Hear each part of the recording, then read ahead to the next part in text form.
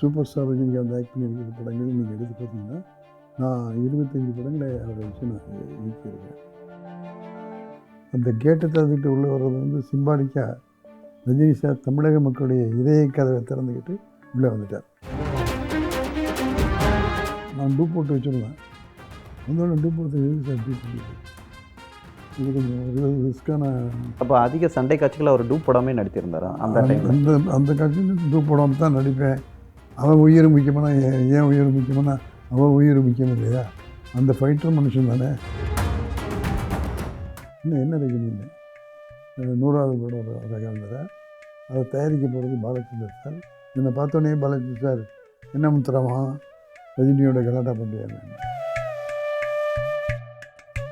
ஒரு பெங்களூரில் இருக்கும்போது ஒரு பாறைகிட்ட ராகவேந்தர் தோன்றி ஆசீர்வாதம் அறிவிச்சதாகவும் அதனால தான் நான் பெரிய நடிகனாக வந்தேன். எனவே அந்த சாமிக்கு நான் நன்றி சொல்கிறேன்னா அவர் ரோலில் நான் நடிக்கணும் அப்படின்னு என்கிட்ட பல முறை சொல்லியிருக்கார். ராயப்பேட்டையில் அவருடைய ஃப்ரெண்டு முரளி விக்டர் இவங்கெல்லாம் இருந்து ஒரு குடிசை. நான் அங்கே போய் தான் கால்ஷீட்டை வாங்கிட்டு வருவேன். இந்த குடிசையை பார்க்கும்போதெல்லாம் டேய் சிவாஜிராவ் இந்த குடிசையில் இருந்தால் வந்தாங்கிறத என் மனசாட்சியை சொல்லி காட்டுது. அவருடைய உழைப்பு கிடைத்த வெற்றியும் பாராட்டும் தான் இன்றைக்கி கிடைக்கிற சூப்பர் ரஜினிகாந்த் உலகத்துடைய கேரக்டர் ரஜினி இருக்கார். ரஜினி உள்ளத்தில் எந்த விதமான பொய்யும் இல்லாமல் உண்மையான வாழ்க்கை வாழ்ந்துட்டு இருக்கிறதுனால தான் இன்றைக்கி உலக மக்களுடைய உள்ளத்தில் தான் இந்த இடம் பிடிச்சிருக்காரு. ரஜினி செயலில் சொன்னோம்னா எல்லாத்தையும் காரணம் அதுதான். தந்தி டிவி நேயர்களுக்கு வணக்கம். இன்றைய சிறப்பு நேர்காணலில் 70களில் 80களில் உள்ள நடிகர் நடிகைகளை பட்டம் தீட்டிய பல இயக்குநர்களில் ஒருவரான இயக்குனர் எஸ்பி முத்துராமன் நம்மிடையே இருக்கிறார். அவரிடம் பல கேள்விகள் இருக்குது, வாங்க கேட்கலாம். சார் வணக்கம். வணக்கம். இப்போ தற்போதைய தமிழ் சினிமாவில் லெஜண்ட்ஸாக இருக்கிறது நடிகர் ரஜினிகாந்த் மற்றும் கமல் சார். ஆனால் உங்கள் படங்கள் எடுக்கும்பொழுது ரஜினி சார் படங்கள் பார்க்கும்பொழுது எல்லாமே எக்ஸ்பெரிமெண்டல் மூவிஸாக இருந்தது. கமல் சார் படங்கள் எல்லாமே கமர்ஷியல் மூவிஸாக இருந்தது. நீங்கள் இயக்கிய படங்கள் உங்களுக்கு பிறகு அவங்களோட பாதைகள் வந்து வெவ்வேறாக மாறிடுச்சு. கமல் சார் படங்கள் எல்லாமே வந்து எக்ஸ்பெரிமெண்டல் மூவிஸாகவும் நடிகர் ரஜினிகாந்தின் படங்கள் வந்து மாஸ் கமர்ஷியல் எலிமெண்ட்ஸ் உள்ள படங்களாகவே மாறிடுச்சு. இது எப்படி சார் 2 பேர் நடிகர்களை நீங்கள் உங்களுக்கான அதாவது கதைக்கான நாயகர்களாக நீங்கள் மாற்றியிருந்தீர்கள். இப்போ அதுக்கு பிறகு அவர்கள் நாயகர்களுக்கு ஏற்ற மாதிரி படங்கள் அமைகிற மாதிரி மாறிடுச்சு. இந்த டிரான்ஸ்ஃபார்மேஷன் எப்படி சார் பார்க்க? இந்த கிடைச்ச கதாசிரியர்களும் வித்தியாசமான கதாசிரியர்கள். குறிப்பாக என்னுடைய படங்களில் என்னுடைய சமஸ்தான ரைட்டர்னு சொன்னால் அது பஞ்சவர்ணாச்சலம் சார். பஞ்சவர்ணாச்சலம் சார் எப்போவுமே வித்தியாசமாக ஏதாவது வித்தியாசமாக பண்ணணும்னு நினைக்கக்கூடியது. எதை பற்றியுமே திங்க் பண்ணிக்கிட்டு இருப்பார். திரம் சார் அடுத்து இந்த மாதிரி பண்ணலாம் இந்த மாதிரி அப்படின்னு சொல்லிட்டு இருப்பார். அது மாதிரி இருந்ததுனால எங்களுக்கு அந்த வாய்ப்பு செய்ய முடியுது. அதில் ஒரு விஷயம் என்னென்னா ரஜினிக்கு சார் வந்து அபூர்வராகங்கள் படத்தில் இயக்குனர் பாலச்சந்தர் சாரால் அறிமுகப்படுத்தப்பட்டார். நான் வேடிக்கையாக சொல்லுவேன், அந்த படத்தில் அவர் முத நடித்த ஷாட்டு ஒரு பெரிய கேட்டை திறந்துக்கிட்டு உள்ளே வருவார். அந்த கேட்டை திறந்துக்கிட்டு உள்ளே வர்றது வந்து சிம்பாலிக்காக ரஜினி சார் தமிழக மக்களுடைய இதய கதவை திறந்துக்கிட்டு உள்ளே வந்துட்டார். அந்த வந்ததில் வந்து மக்களுடைய இதயத்தில் இடம் பிடிச்சிட்டார். அவர்கிட்ட வந்து இந்த ஸ்டைல் முடியை தூக்கி விடுவார், சிகரெட்டை தூக்கி போடுவார், கண்ணாடியை தூக்கி போடுவார், அப்படிங்கிற மாதிரி ஒரு இமேஜ் இருக்குது. அவருக்கு அந்த ஸ்டைல் தான் செய்தாக இருக்கிற மாதிரி. பட் நானும் பஞ்சவர்ணாச்சலமும் அவர் கூப்பிட்டு ஒரு தடவை பேசணும்.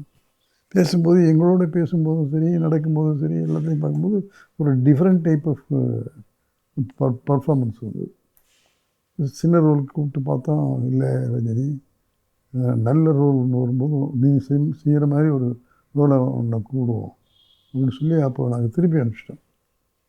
அதுக்கு பிறகு போனார் கேட்கறின்னு மகரிஷியினுடைய சப்ஜெக்ட் வந்தபோது இதில் அந்த வில்லனாக இருக்கிறவரை ஹீரோவாகவும் ஹீரோவாக இருக்கிற வில்லனாகவும் போடுவோம் சொல்லி முடிவு பண்ணிட்டு அந்த வில்லனாக இருக்கிற ஹீரோ ரஜினிகாந்த், ஹீரோவாக இருக்கிற வில்லன் நம்முடைய என்றும் போதும் சிவகுமார் சார் அப்படின்னு முடிவு பண்ணிட்டு அந்த சப்ஜெக்ட் எடுக்கும்.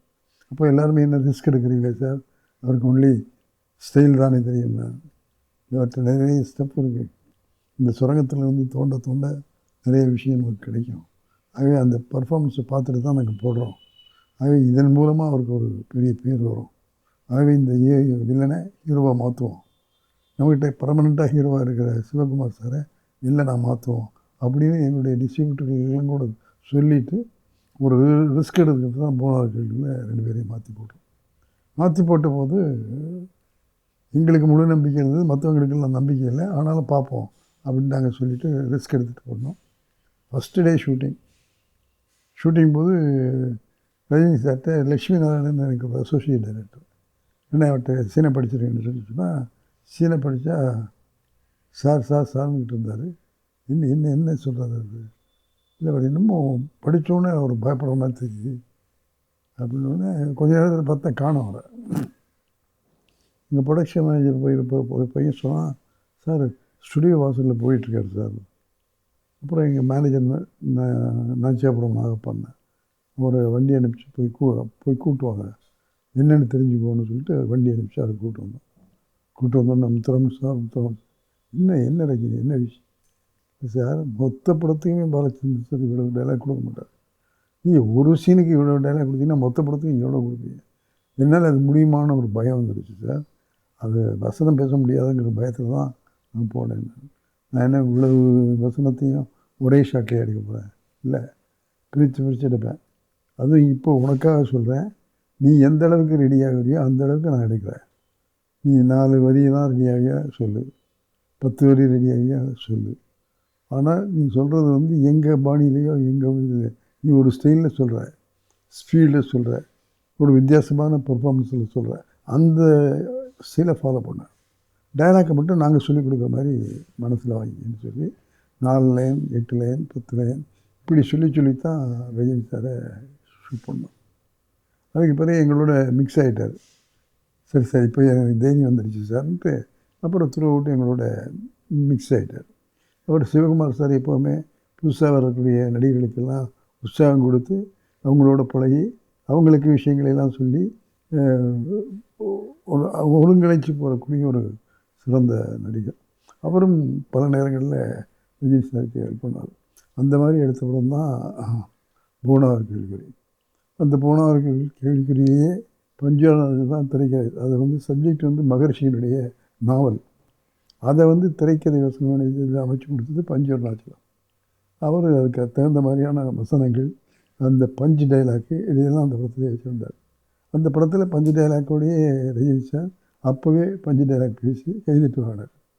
சும்மா உங்களுக்கெல்லாம் ஞாபகப்படுத்துகிறேன். குணாவுக்கு கேள்விக்குறி படம் பார்த்தவங்க அத்தனை பேருக்கும் அதெல்லாம் ஞாபகம் வரும். சிவகுமார் சார் ஒரு தப்பு பண்ணிடுவார். தப்பு பண்ணது ரஜினி சாருக்கு தெரிஞ்சிடும். சரி என்னப்பா இப்படி ஒவ்வொரு பண்ணையாக இது பண்ணிக்கிட்டு வர, இது வந்து நல்லதில்லை, ரொம்ப கெடுதல் அப்படின்லாம் ஒரு அட்வைஸ் பண்ணுவார் ரஜினிகாந்த் சிவகுமார் சார் இதெல்லாம் 10ஓட 11 விடு அப்படின்னு சொல்லுவார்.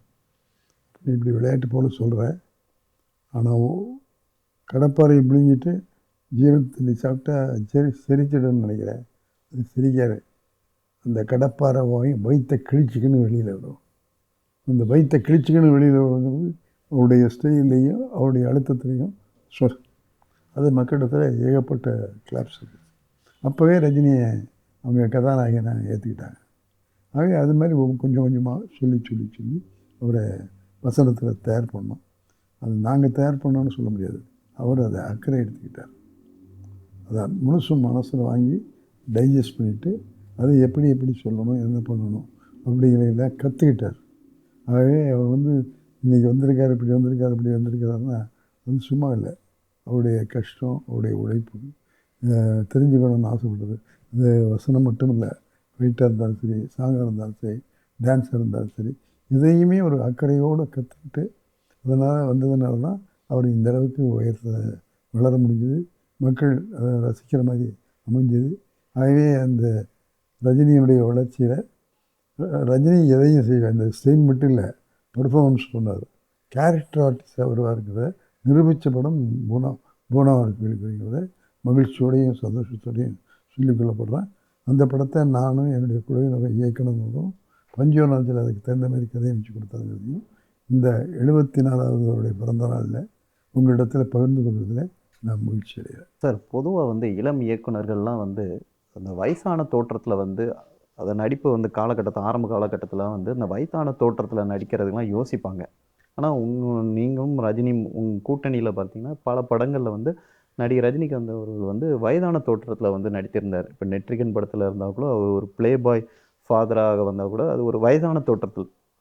இந்த இந்த மாற்றத்துக்கு எப்படி அவர் வந்து அதை அடாப்ட் பண்ணிக்கிட்டாப்புல? நீங்கள் சொன்னோன்னே முதலே அவர் வந்து ஓகே சொல்லிட்டாரா இந்த கதாபாத்திரம் வந்து இப்படி தான் இருக்கும்ன்ட்டு?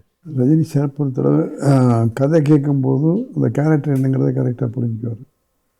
புரிஞ்சுக்கிட்டு இப்படி வரணும் அப்படி வரணும் மைண்டில் வச்சுக்கிட்டு அதுக்கு தகுந்த மாதிரி தன்னை உருவாக்கிக்குவார், ஜீரணிச்சுக்குவார். அதுக்கு பிறகு அவர் அந்த கேரக்டர் தான். அங்கே ரஜினிகாந்த் இல்லை. ஃபிலிமில் வந்து நீங்கள் யாரை பார்க்குறப்பா பாரதி சார் படத்தில் தான் அந்த வயசான மைனர் வேஷம் இந்த படம். அது வந்து மைனராக மனசு நினச்சிக்கிட்டு அந்த ஸ்டைலில் அந்த படத்தை அவர் ஆக்ட் பண்ணார். எல்லாருமே சொன்னாங்க, ஆனால் சிவாஜியை பண்ண பெர்ஃபார்மன்ஸை ரஜினி சார் அப்படியே மாற்றி அவருடைய ஸ்டைலில் மாற்றி அதை பண்ணிக்கிட்டாருன்னு சொல்லி சொன்னாங்க.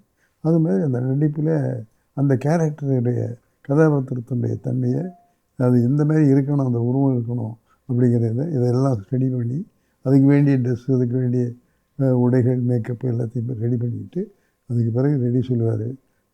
மேக்கப் போட்டு செட்டுக்குள்ளே வந்து உள்ளே நடித்தார்னா அது அந்த கேரக்டர் தான். ஆகவே நீங்கள் அந்த படத்தை பார்த்தீங்கன்னாலே இந்த இது தெரியும், எவ்வளோ அதில் ஈடுபட்டிருப்பார், எவ்வளோ அதுக்காக நேரம் செலவழிச்சிருப்பார். அப்புறம் பர்ஃபார்மன்ஸ் ஆட்டோமேட்டிக்காக அவருக்கு வரும். இளம் இயக்குனர்கள் இப்போ உள்ள காலகட்டத்தில் உள்ள இளம் இயக்குனர்களோடும் அவர் நடித்து வந்து ட்ராவல் பண்ணிக்கிட்டு இருக்காரு.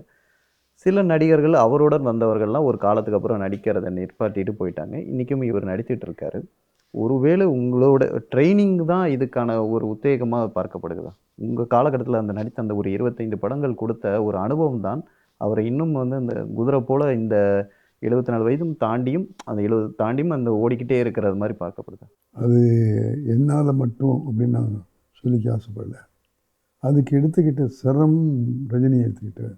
அதனால தான் அந்த வெற்றி தான் அந்த வெற்றி.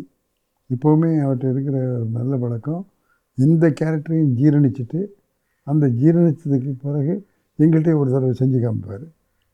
அது எங்களுக்கு பிடிச்சிருக்கு அப்படின்னு சொன்னால் கொஞ்சம் கொஞ்சம் அதை இப்படி பண்ணிவிட்டு அப்படி பண்ணிட்டா நல்லாயிருக்கும். அப்போ கரெக்டு சார், பண்ணிவிடுவோம் சார் அப்படின்னு சொல்லிட்டு திருப்பி என்ன பண்ணும்போது நாங்கள் சொன்னதையும் எடுத்துக்கிட்டு அவர் பிளான் பண்ணி வச்சுருக்கதையும் சேர்த்துக்கிட்டு ரெண்டையும் சேர்த்து மிங்கிள் பண்ணும்போது அது மிகப்பெரிய வெற்றியை கொடுக்குது.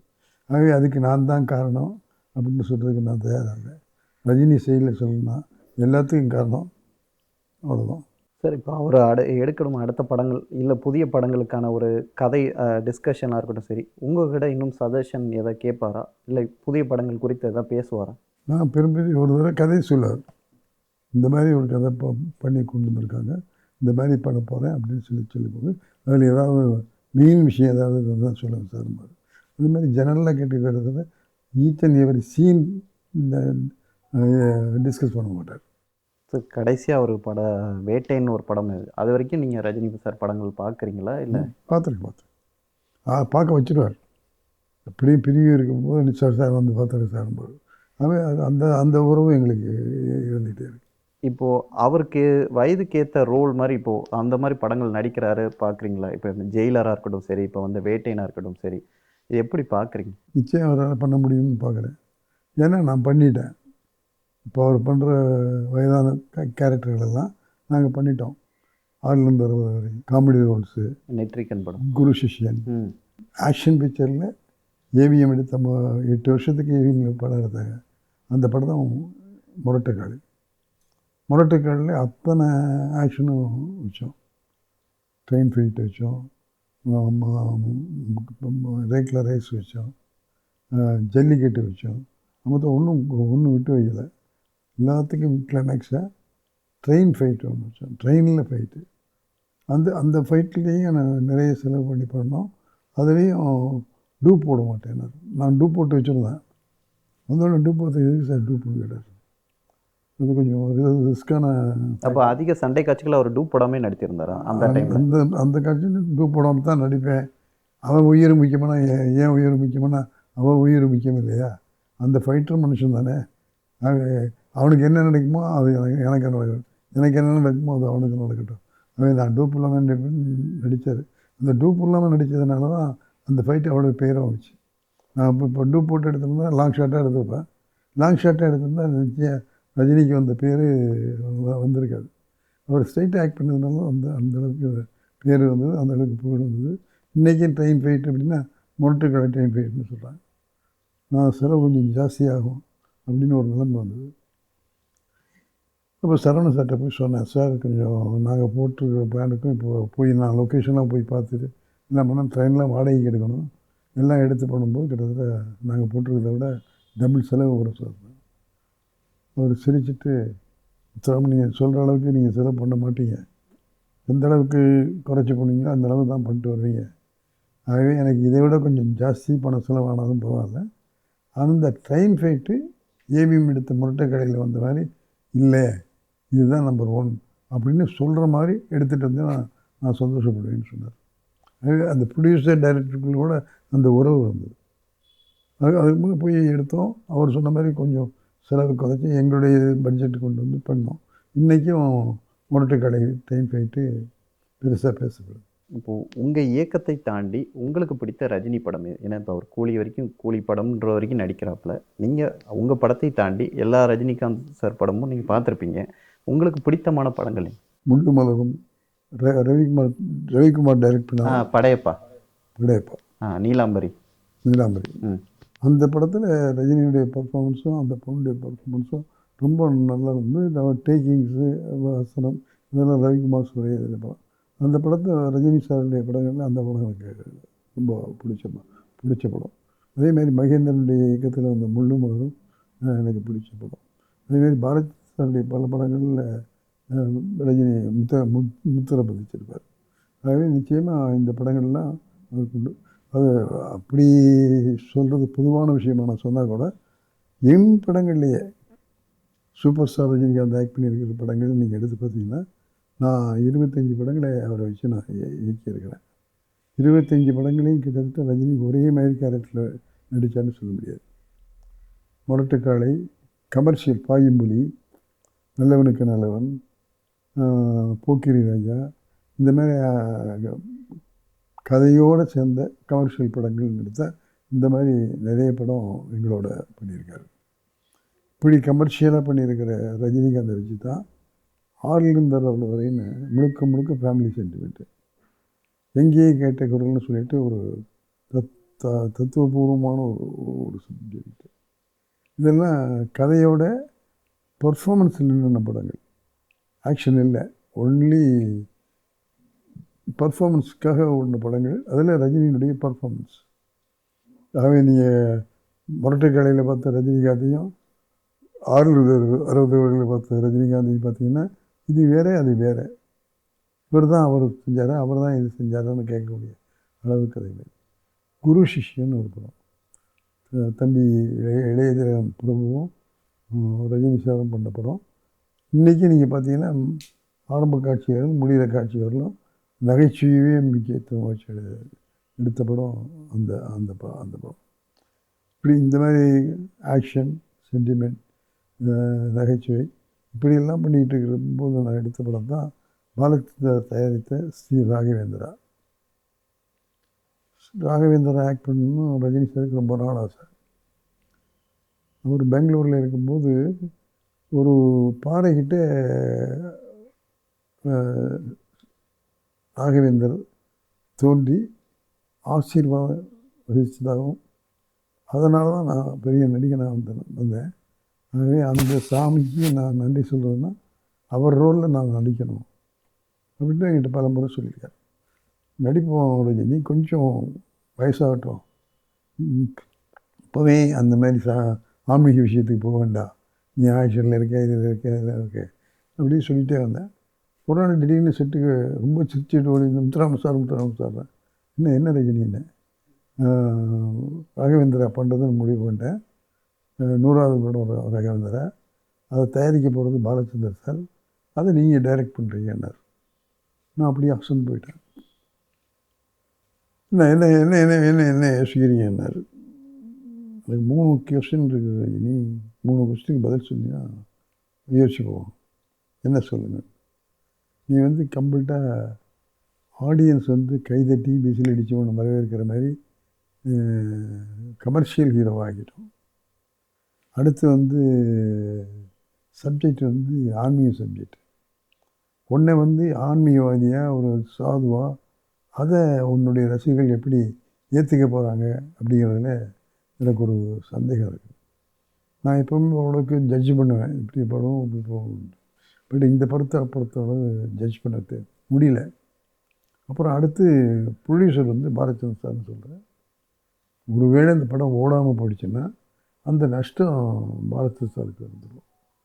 அப்புறம் இன்னொரு முக்கியமான விஷயம், இந்த புராண படங்கள், இந்த ஆன்மீக படங்கள் இதுவரையிலும் நான் பண்ணவே இல்லை.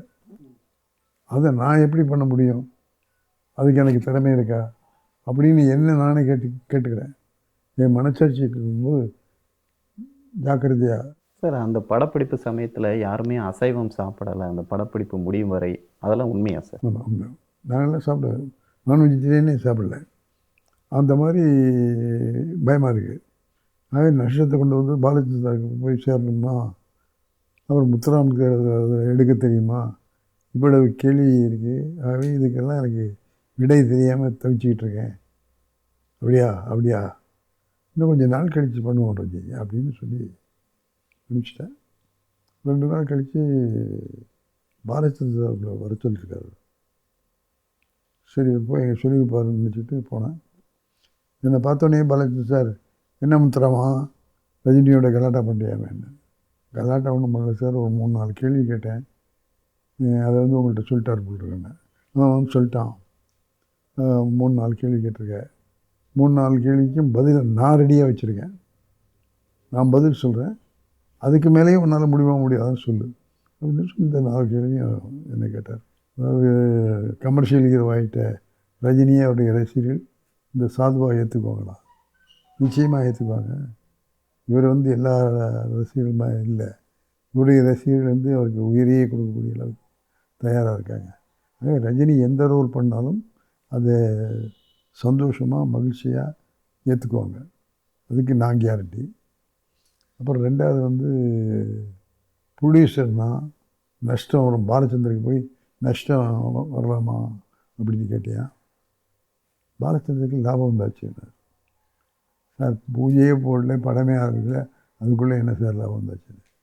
ரஜினி ராகவேந்திரா நம்ம கம்பெனியில் நடிக்கிறேன்னு சொன்னார் பாருங்க, சென்டிமெண்ட்டு, அந்த சென்டிமெண்ட்டு எனக்கு புண்ணியம், அது எனக்கு லாபம். ஆகவே படம் ஆரம்பிக்கிறதுக்கு முன்னால் லாபம் வந்த படம் ராகவேந்திரா. ஆகவே என்னை பற்றி கவலைப்படாத. ஆகவே பிறந்த நாளும் போது ரஜினிக்கு என்னுடைய மனமார்ந்த வாழ்த்துக்கள். என்னுடைய வாழ்த்துக்கள் மட்டுமில்லை, அகில உலகத்தில் இருக்கிற அத்தனை மக்களுடைய வாழ்த்தும் அவருக்கு இருக்குது. அந்த வாழ்த்துக்கும் இந்த சூப்பர் ஸ்டார் புகழுக்கும் தகுதியான மனிதன் நம்முடைய ரஜினிகாந்த். இதனால் முடிக்கும் என்றாய்ந்து அதனை அவன் கண் விடல்னு சொல்லுவாங்க. அது மாதிரி ரஜினிக்கு என்னென்ன திறமை உண்டோ அந்த திறமைகள்லாம் சரியாக பயன்படுத்திக்கிட்டு அவரை இன்றைக்கி சூப்பர் ஸ்டாராக உலகத்தரத்தில் கொண்டு போய் நம்ம வச்சுருக்கோம். அந்த பேருக்கும் புகழுக்கும் தகுதியான மனிதர் நம்முடைய ரஜினிகாந்த் அவர்கள்ங்கிறத 25 படங்களை இயக்கிய ஒரு இயக்குனருங்கிற முறையில் மகிழ்ச்சியோடும் பெருமையோடும் உங்களிடத்தில் தெரிவித்துக்கொள்ள ஆசைப்படுறேன். அதுக்கு உதாரணமாக நான் எடுத்த 25 படமும் 25 கதாபாத்திரங்கள். 25 படத்துலையும் ரஜினிகாந்த் ஒரே மாதிரி நடிக்கலை, 25 விதமான கதாபாத்திரங்களில் நடித்து அந்த ஒவ்வொரு கதாபாத்திரக்கும் எப்படி நடித்தா நல்லாயிருக்கும் அப்படிங்கிறத நடித்து கேட்டதுனால தான் இன்றைக்கி இந்தளவுக்கு புகழும் பெருமையும் சேர்ந்துருக்கு. ஆகவே அவர் எந்த விஷயத்தையுமே ஈஸியாக எடுத்து மாட்டார், எதையுமே சிந்திச்சு தான் செயல்படுவார். ஆகவே அவருடைய உழைப்புக்கு கிடைத்த வெற்றியும் பாராட்டும் தான் இன்றைக்கி கிடைச்சிருக்க சூப்பர் ரஜினிகாந்த்னு சொல்லக்கூடிய கேரக்டரில் ரஜினி இருக்கார். அதில் 74வது வயசில் இன்றைக்கும் அதே ஸ்டாண்டர்ட், அதே பெருமை, அதே புகழ், அதை தன்னை இன்னும் வளர்த்துக்கணும் அப்படிங்கிற ஆர்வம், இது எல்லாம் இருக்கிற ஒரு கேரக்டர் தான் ரஜினிகாந்த். அதில் ரொம்ப சந்தோஷமான ஒரு விஷயம், நாங்கள் வந்து முத எடுத்த படம் போனார் கேள்விக்குறி. அந்த படம் எடுத்து இப்போ வரலும் எத்தனை வருஷம் ஆச்சுங்கிறது உங்களுக்கு தெரியும். அத்தனை படத்துலேயும் இன்றைக்கி இருக்கிற சூப்பர் ஸ்டாரை தன்னை ஒரு பந்தா காட்டி நான் சூப்பர் ஸ்டார், நான் தான் சூப்பர் ஸ்டார்னு ஒரு நாளும் காலில் தூக்கி விட்டுக்கிட்டாரு. நான் உழைக்கிறேன், என் உழைப்புக்கு ஏற்ற பலன் எனக்கு கிடைக்குது அப்படின்னு சொல்லி உழைச்சிக்கிட்டே இருக்கிறோம். அவரால் சும்மா ஒரு 10 நிமிஷம் உட்கார சொன்னால் உட்கார முடியாது. ஒரு ஷாட் எடுத்துகிட்டு அடுத்த ஷாட்டுக்கு லைட் பண்ணிவிட்டு கூப்பிட்றதுக்குள்ளே சார் ரெடியான்னு கேட்பாரு. அந்த அளவுக்கு நேரத்தை பயன்படுத்திக்கிறார். வேஸ்ட்டாக டைம் போயிடக்கூடாதுன்னு அக்கறையாக இருப்பார். ஆக மொத்தம் அந்த தன்னுடைய நடிப்பாலும் பண்பாலும் வாழ்ந்து கொண்டிருக்கிற முறையாகும். சரி, இவ்வளவு புகழ் வந்துச்சுன்னா நான் எத்தனையோ டைரக்டரை எத்தனையோ ஆர்டிஸ்ட்டை பார்த்தேன், டெக்னீஷியன்ஸை பார்த்தேன். இந்த புகழுக்கு உச்சிக்கு போயிட்டாங்கன்னா அவங்க யாருன்னே புரியாது, அந்தளவுக்கு மேலே போயிடுவாங்க. இன்றைக்கும் அதே ரஜினிகாந்த் தான் என்ன பார்க்குறோம். தந்தா கிடையாது, ஒன்றும் கிடையாது. ஒரே ஒரு அசிஸ்டண்ட் அவர் கூட. ஒரு பல நடிகர்கள் நடிக்க வரும்போது பார்த்தா ஒரு 3-4 கார் வரும். 4 கார்லேயும் ஆள் வருவாங்க. அதெல்லாம் இல்லை. எங்கே போகணும், எங்கே தங்கணும், எந்த டிக்கெட் கிடைக்குது, எது வேணாலும் சரி, ஓகே சார் நீங்கள் எங்கே தங்குறீங்க, நாங்கள் உனக்கு 5 ஸ்டார் ஹோட்டலில் ரூம் போட்டிருக்காங்க, நான் டெக்னீஷியனோடு தங்கியிருப்பேன், நீ போய் 5 ஸ்டார் ஹோட்டல் என்ன முத்துராமன் சார் உங்களோட தங்குறது தான் 5 ஸ்டார் ஹோட்டலில் தங்குறாங்க அப்படின்னு வந்து என்னோட தங்குவார். அது மாதிரி பந்தாவே இல்லாமல் வாழ்ந்துக்கிட்டு அப்புறம் மனித நேயம். யாராவது கஷ்டப்படுறா என்ன பண்ணுறா அப்படின்னு சொல்லி போனால் உதவி செய்யாமல் இருக்கிறது இல்லை. பல ப்ரொடியூசர்ஸ் நொஞ்சு போய் கஷ்டப்பட்ட போது அவங்களுக்கெல்லாம் படம் பண்ணி கொடுத்து கீழே விழுந்தவங்களை தூக்கி விட்ட பெருமையும் ரஜினிகாந்துக்கு உண்டு. அதேமாரி அவர் சம்பாதிக்கிற பணத்தில் எவ்வளோ பணம் உதவியாக போகுது, எவ்வளோ நன்கொடைகள் போகுது, கல்வி, மருத்துவம், கல்யாணம், இதுக்கெல்லாம் பணம் போயிட்டே இருக்குது. எவ்வளோ போகுதுங்கிறது அவருக்கே தெரியும். அது அந்த அளவுக்கு பணம் கொடுத்துட்டே இருக்காரு. ஆகவே ஏழைகளுக்கு உதவுகிற அந்த இந்த ஒன் வே டிராஃபிக்னு சொல்லுவாங்க, அது போனால் வராதும்பாங்க. அது அப்படி இல்லை, போகும்போதே கொடுத்துட்டு போயிடுறாரு. வரணுங்கிற அவசியம் இல்லை. அந்த அளவுக்கு தன்னுடைய கொடைத்தன்மையினாலும் மனசில் இருக்கிற அந்த நல்ல எண்ணத்தினாலையும் தன்னால் முடிஞ்ச அளவை யாராருக்கு செய்ய முடியும்னு இல்லை. ஒரு உதாரணத்துக்கு சொல்கிறேன். ரஜினி சார் ஆரம்பத்தில் வந்து ராயப்பேட்டையில் அவருடைய ஃப்ரெண்டு முரளி, விட்டல் இவங்கெல்லாம் இருந்த ஒரு குடிசை. அந்த குடிசையில் தான் அந்த 4 இளைஞர்களும் நண்பர்களாக இருந்தாங்க. அங்கே தான் இருந்தால் அந்த இடத்துக்கு வருவார். நான் அங்கே போய் தான் கால்ஷீட்டே வாங்கிட்டு வருவேன். அப்படி இருந்த ரஜினிகாந்த் இன்றைக்கி அப்படியே இருக்காருங்கிறது ஒரே ஒரு உதாரணம். அவருடைய கல்யாண மண்டபத்தில் ஒரு வீடு இருக்குது. அந்த வீடை புதுப்பிச்சு எல்லாம் பண்ணார். இல்லை புதுப்பிச்சு சார் வீடெல்லாம் புதுப்பிச்சு நீங்கள் வந்து என்னோட வந்து சாப்பிடுங்க அப்படின்னு கூப்பிட்டு வர சொன்னார். சரி பொண்ணு பார்த்தா எல்லாம் புதுப்பிச்சுட்டாங்க. அந்த மொட்டை மாடியில் அதே மாதிரி ஒரு குடிசை. இவ்வளவு நல்லா எல்லாத்தையும் பண்ணிவிட்டு மொட்டை மாடியில் போய் குடிசையை போட்டு வச்சுட்டீங்கன்னு. சார் பழசை ஞாபகப்படுத்த நீங்கள் முந்தைய எங்கே முதல்ல எங்கிட்ட கால்ச்சிட்டு வாங்க, நீங்கள் இந்த ராயப்பேட்டை குடிசையில், அந்த ராயப்பேட்டை குடிசையில் தான் நம்ம வாழ்ந்து ஆரம்பித்தோம் அப்படின்னு நினைவுபடுத்துறதுக்காக தான் இந்த மொட்டை மாடியில் குடிசை போட்டு வச்சுருக்கேன். அதனால தான் இங்கே வந்து சாப்பிட்றேன். இந்த குடிசையை பார்க்கும்போதெல்லாம் டேய் சிவாஜிராவ் நீ குடிசையில் இருந்தால் வந்தாங்கிறது என் மனச்சாட்சி அது சொல்லி காட்டுது. ஆகவே நான் பழசை மறக்கலை, அதை தொடர்ந்து என் பழசை மனசில் வச்சுக்கிட்டு தான் வாழ்ந்துக்கிட்டு இருக்கிறேன் அப்படின்னு என்கிட்ட சொன்னார். இதுதான் உண்மையான ரஜினிகாந்த். உள்ளத்தால் பொய்யாத ஒளியின் உலகத்தால் உள்ளத்துள் எல்லாம் உளன் என்பது குறள். அதுபோல் ரஜினி உள்ளத்தில் எந்த விதமான பொய்யும் இல்லாமல் உண்மையான வாழ்க்கை வாழ்ந்துக்கிட்டு இருக்கிறதுனால தான் இன்றைக்கி உலக மக்களுடைய உள்ளத்திலே தான் அவர் இடம் பிடிச்சிருக்கார். ஆகவே இவர் வந்து ரஜினிகாந்த் அப்படின்னு நடிகராக மட்டும் இல்லை, நல்ல மனிதரை பதித்து கொண்டு நாமும் அவரை போல வாழ்வதற்கு கற்றுக்கொள்ள வேண்டும். அவர் வந்து சினிமாவில் சூப்பர் ஸ்டார் மட்டுமல்ல, நாம் பின்பற்றக்கூடிய ரோல் மாடல். நமக்கு வேண்டிய விஷயங்களை இன்றைக்கும் சொல்லிகிட்டே இருக்கார். அன்றைக்கி பேச ஆரம்பித்தார்னா ஒரு 4 வரி கூட பேசுகிறதுக்கு முடியாது. எழுதி கொடுப்போம், சரி சார் இது வந்து மைக்கில் போய் எதையோ பேசுவார். இன்றைக்கி பார்த்தா தத்துவம் பேசுகிறாரு, இலக்கியம் பேசுகிறாரு, தமிழ் பேசுகிற அளவுக்கு அவர் இன்றைக்கி வளர்ந்துக்கிட்டு இருக்கார். ஆகவே தன்னை வளர்த்து கொண்டால் வளர முடியும் என்பதற்கும் ஒரு சாட்சி. இன்றைக்கி வந்திருக்கிற இளைஞர்களுக்கெல்லாம் நான் சொல்லிக்கொள்ள ஆசைப்படுறேன், முடியாதுன்னு சொல்லிகிட்டே இருக்காதீங்க. முடியும் என்று முயற்சி செய்யுங்கள். ரஜினியைப் போல நீங்களும் ஆவீர்கள். தந்தி டிவி நேயர்களுக்கு உங்கள் பொன்னான நேரத்தை எங்கள் கூட பகிர்ந்ததுக்கு ரொம்ப நன்றி சார்.